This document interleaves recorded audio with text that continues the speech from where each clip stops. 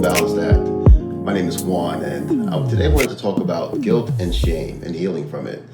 So a big part of my life for the last 5 years has been those two negative emotions, or rather two emotions that no longer really serve me, guilt and shame, and healing from them.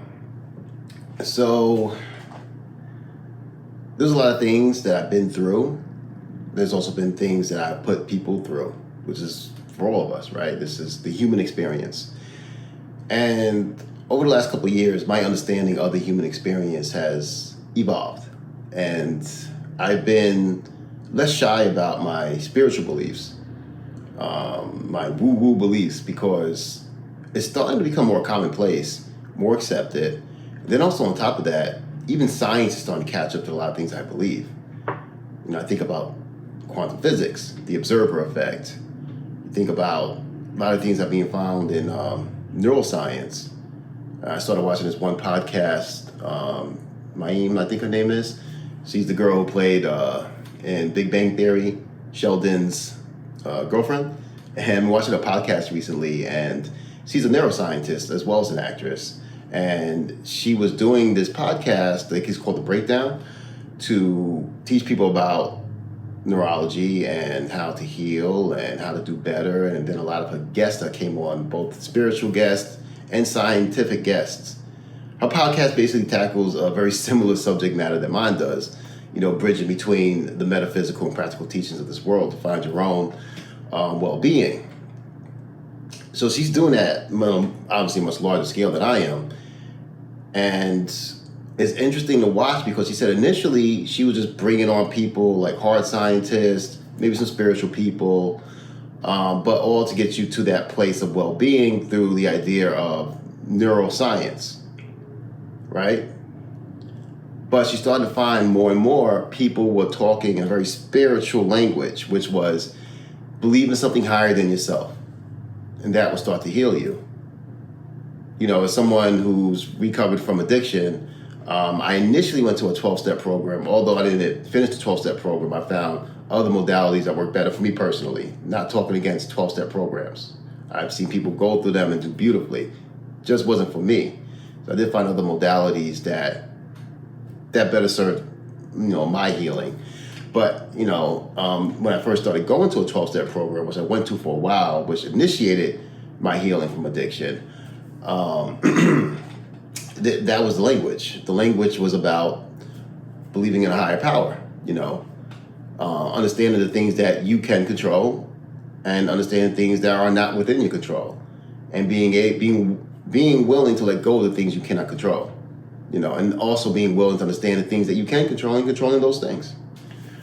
And that saves you from the insanity of addiction. Because the insanity of addiction is that you bend reality through your own thoughts and beliefs. You have these thoughts, you have these beliefs that no longer serve you. Maybe they served you at a point, maybe something traumatic happened to you as a child. So then as a child, you create this worldview.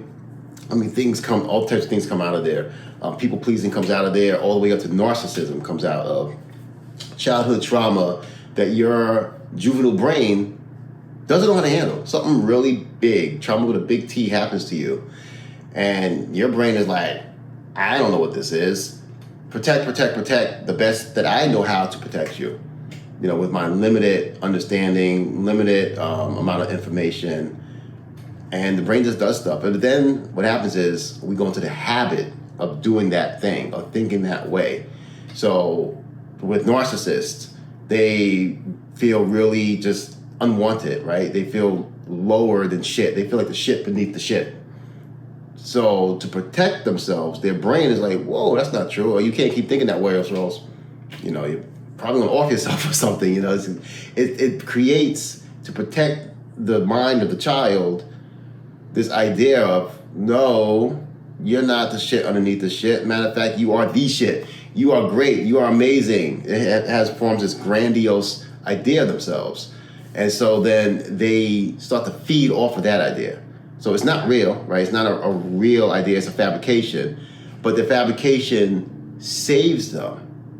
So it worked for them for a moment.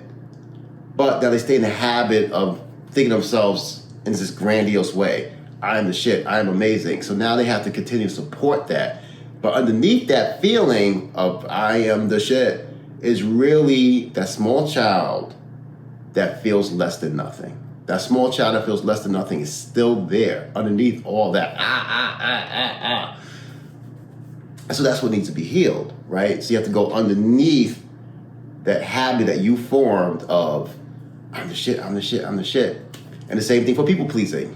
Something happened to you as a child, and to protect you, you realize, oh my God, all these adults around me are looking at me like I'm this bad person, I'm this horrible person, or I'm no good. So in order to keep the peace, in order to keep myself from being attacked or this environment from being hostile and unsafe for me, I have to make sure all their needs are met. And then I feel safe. And maybe at a point that served you, right? But now you're in the habit of doing this because now you're thinking this is how I survive, by making sure everyone's needs around me are met, even before my own needs. So then you just go through life that way, and it's almost uncontrollable because it's now a program in your brain, which then goes into the subconscious. So what's conscious, then what goes to the subconscious, now becomes a program, and a program that always runs in the background, telling you, please these people, keep them happy, that I stay safe. Keep everybody happy. I don't matter. Everybody else must stay happy, so I stay safe. And that program keeps running. You become conscious, that's what I'm doing. Oh, you recognize yourself as a people pleaser. So now the real work is going to the subconscious and deprogramming that and replacing that programming. So for me personally, I started using a lot of guilt and shame because I had a belief that I formed from my trauma as a child of I'm not a good person and I'm unlikable. So I started to feel a lot of guilt and shame about it. So I've experienced people pleasing. I've been very much people pleasing in my life. Far from a narcissist, but definitely took on some narcissistic tendencies, especially as an artist. So I identified myself as an artist, very small child, always told, oh, you're really talented and you're gonna make a lot of money doing this. And so then I bought into all that. And then also I thought that was maybe one of the only likable things about me because I had this belief, as I just said, I'm unlikable. Nobody likes me. But they like the fact that I can draw really good, I can tell a story really good. So that's the thing that matters. So that was my protection. So I formed some narcissistic tendencies around that. And that I healed by recognizing it, realizing it. And realizing it, accepting it, and then doing something about it. So I felt a lot of shame around myself because I felt that my actions, my persona, who I am, was unlikable. And in believing that, I did some very unlikable things. One other thing I always thought about myself is that I am invisible. People didn't pay attention to me when I was a child. And when they did pay attention to me, it was to tell me to shut up. Don't do that. Why are you doing that? Go to your room. I was raised by my sisters who were teenagers. I was a kid being raised by kids. So they would treat me this way because they're kids themselves. My mom worked a lot. My father wasn't around. And so my two teenage sisters were raising me. And they didn't know what they were doing. And they were frustrated. And they were kids. And they were frustrated. They were going through their own things. Their own problems with neglect and abuse and trauma. And so, obviously they lashed out at me because I am this annoyance. I'm this thing that, frankly, they shouldn't have been taken care of. At least not to the extent that they were being told and expected to. And so, yeah, they lashed out at me. But it still formed, so my child brain, this complex in me. I'm not likable. No one likes me. I'm a bad person, because I'm constantly told to shut up, go to your room, get out of here, So I formed that complex in myself. So I was like, what I got to do? I got to please them. I make sure they're happy. So I started doing that. But then on the other side, you're this great artist. Look at you. You can write so well and you're going to be famous and be rich. I'm like, yeah. That's something people like about me, that. So then I formed a little bit of a narcissistic tendency there because that became my identity. My identity became an art. I felt like I had no value beyond my artistry. or the way I looked. Oh, you're a cute kid too. Okay, oh, they like the way I look. Cool, yeah, So I had that going on too. And I know I've discussed this stuff before on this podcast, so if you're regular listening, this is nothing new to you. But I'm relating this to the idea of healing guilt and shame.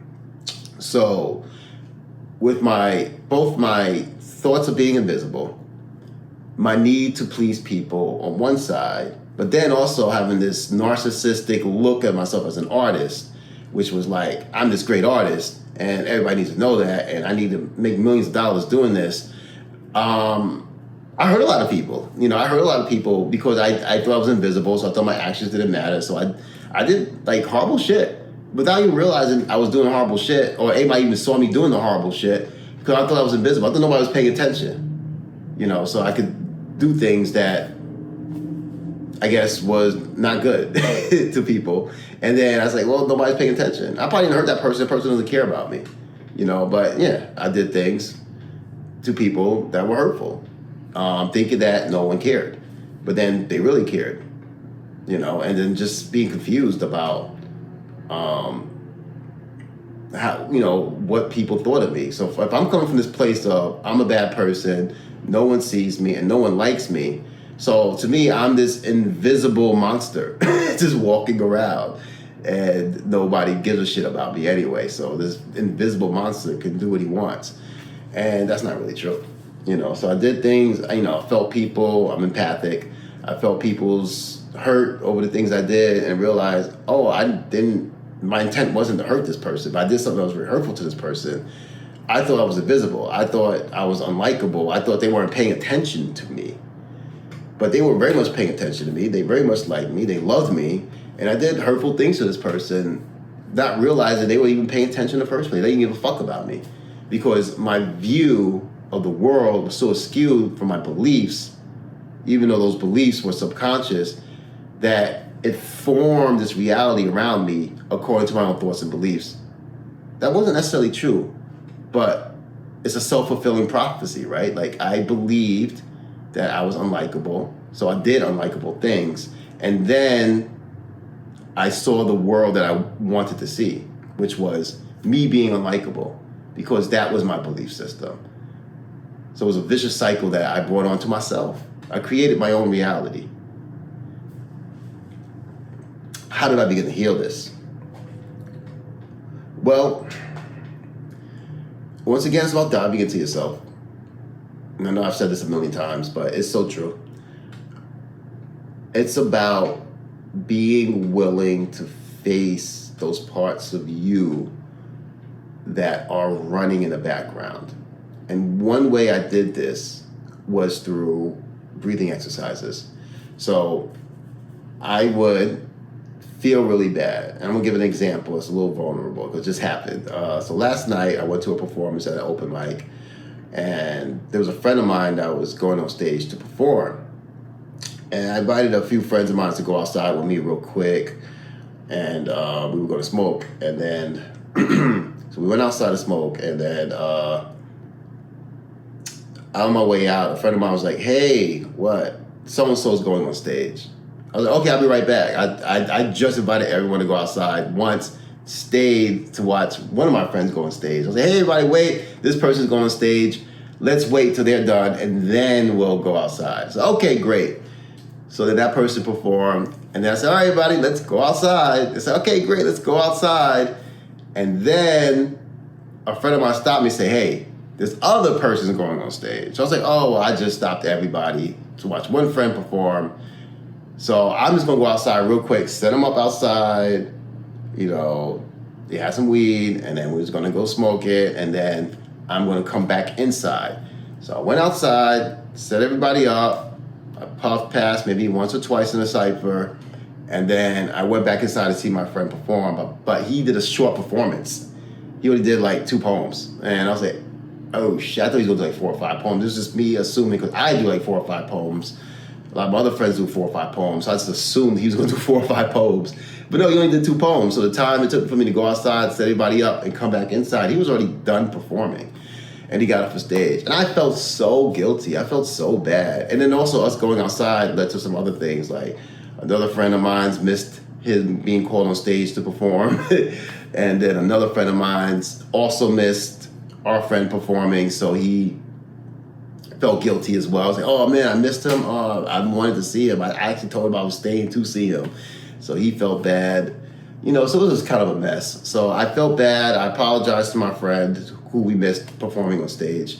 And he said, hey man, no problem. He was like super gracious about it. Hey man, no problem. It's cool. Don't worry about it. It's fine. I said, no, but I really wanted to see him perform. I did want to. He's a great poet. I wanted to see him perform. So I felt really guilty about that. And then the funny part was I woke up this morning feeling really guilty about it. So there's a difference I've learned between guilt and shame. So guilt is, as this one person described, like a tap on the shoulder. It's like, hey, what? You could do better. I said, okay, I'll make some adjustments next time. So, some of the adjustments I decided to make was, like I've already said this to myself, and I'm going to do it, is not to get high in public. Not get high in public places. Just not really interested in doing that. And at home, maybe at a friend's house, it's a here and there thing. It's fine. Because I didn't try to get high at the freaking bar where we was performing. None of this would have happened, right? So that's just something I would prefer not to do that in public anymore. So that's cool. I'll make that adjustment. Now, the shame is the continuing beating myself up, right? That's the shame. The shame is waking up in the middle of the night. Oh, what did I do? Having the thing run through my head over and over again, right? That comes from the trauma from childhood. That comes from thinking I'm no good. That comes from understanding I have some narcissistic tendencies as a performer or as a artist, period. So all of those feelings of shame that come in is now me punishing myself for something that I've done, right? And so I'm imagining all these things in my scenarios in my head. I say, oh, my friend is just being nice. He's just letting it go. He's just being friendly, but I really hurt him. All these thoughts are going through my head. So I was like, no. So how did I handle that? So I calmed down. I breathed. I became aware of the situation around me. Asking myself, am I aware? Breathing, allowing the thoughts to calm down. Basically going to a meditation. After that, I sat there, I just didn't think. I just sat there and allowed the feelings to flow through me. After I allowed the feelings to flow through me, it came to my head that I still need to apologize to my friend. Even though I already apologized to him the night before, I wanted to give him a full-on apology. And I did this for me. And that's the thing about apologizing, which I'm still learning. It's not for that person. And yeah, they could help that person. And it's up to them to accept the apology or not. Luckily, my friend is very gracious, and he already did. And I know I didn't have to apologize to him again. It probably is absolutely unnecessary, even a little ridiculous, a little overkill. But I decided for myself that I was going to get up this morning, and I was going to text my friend, and I was going to apologize again, which is exactly what I did. And I told him, hey man, I just wanted to thank you. I thanked him for being so gracious to me. He said, hey, I want to thank you for being very gracious to me the night before and understanding. But again, I apologize for missing your performance. My timing was great. I pulled everybody outside just in time for you to go on stage and perform. Because a lot of people I pulled outside were of our community that are also his friends who also want to see him perform. But my timing was impeccable. I apologize for that. I'm sure you did great. I came in just in time to see everybody applaud you, which I did. So I know you did great. So I just want to thank you again for being who you are. And once again, I'm sorry. And I felt so much better. So the idea is this. Process your emotions in the moment. That's how we avoid shame. Guilt, accept it for what it is. It is a tap on the shoulder from your nervous system. And hey man, you probably could have handled that better. And that's according to your own past experiences, your own values, what you value, what you don't value. And all those beliefs come in a good serving way. Hey man, you could have handled that better. Now it's time for you to react to that accordingly. How are you going to react to that tap on the shoulder? Are you going, you're going to do that, lose sleep, or you're going to allow yourself to feel the emotion of the guilt, let it process through. Feel it, feel the pain, feel the woes me, feel the all that. Don't even think about it. Just lay back, feel it, run it through your body. Not to label the emotion, not to label what it is or why you're feeling it. And then as you do that, and as that process happens, the solution will come to how to integrate what happened. And for me, the integration for me was, let's do a formal apology. Let's send him this. Even though I don't have to, even though I've already apologized, this is for me. So you do these things for yourself. And how do you know what the right thing is to do? Sit back, calm, process the emotion, allow your body to do it. Your body knows what to do with it. And then when you're done, the solution will come. And you know the solution because it feels good to you. Before you allow any other thoughts to come in. Because I could have had all these thoughts come in about, I already apologized to him. Or what he thinks is weird. Or what if he thinks I'm overdoing it? What if I am overdoing it? Maybe I am. Who knows? Who cares? I care about my friend. I love my friend. And I wanted to apologize to him again. So I did. You are in control of your own reality. And you create your own reality. All these things are centered around beliefs that you built through experiences from your past that you're still holding on to. Some serve you, some don't. And it's a very personal journey to figure out which is which. And I'm happy to share my journey with you today, and hopefully this helps you on the way of yours. All right, guys, that's it for this week. Thank you again. Once again, my name is Juan, and this has been Balance That. I'll be joining you guys, if not sooner, next month. I'm doing these once a month. Building myself up to doing twice a month again. So hopefully I'll be back before this month is over. If not, I'll definitely see you in May. All right, y'all have a wonderful day, wonderful week, wonderful month. And as always, may you find between the metaphysical and the practical physical, let's do that one more time. Between the metaphysical and the practical teachings of this world, the path to your own well-being. God bless you all.